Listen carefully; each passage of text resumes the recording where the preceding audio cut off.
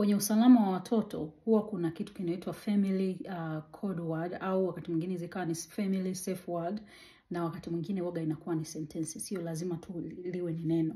Ninaona wanatumia sana huku Ulaya.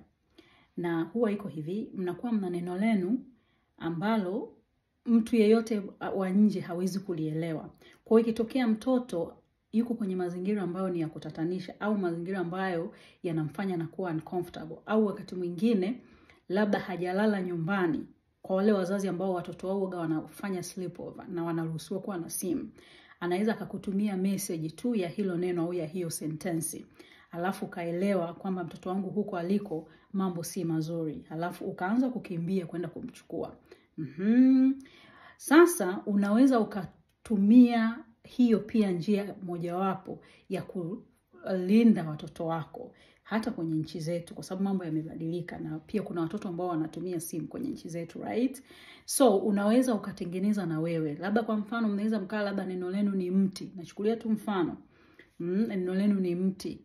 Au neno lenu labda ni sentence yenu inaweza kaa labda nimesahau kuzima jiko la umeme, au nimesahau kufanya namna fulani.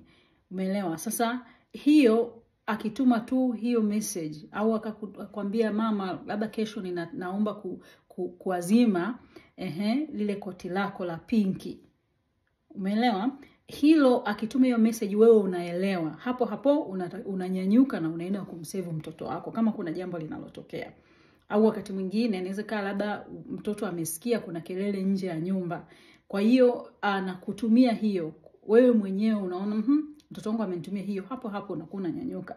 Kwa hiyo mnaweza mkaitumia pia kama njia nyingine ya kuleta usalama kwa watoto au kuwafanyia au ya kulinda watoto wenu, kwa sababu na sisi sasa hivi tumeshakuwa kwenye hizo technology. Kwa hiyo tusianze tu kuona labda haya mambo ya kizungu au mambo si ya nini, na sisi tuko huko. Yaani kwenye hizo mambo za kuwa na technology kwenye majumbani kwetu zipo. Na mkumbuke watoto wa siku hizi wanaweza kukuonyesha kwamba hawajui au hawatumii mambo ya technology, lakini wanajua.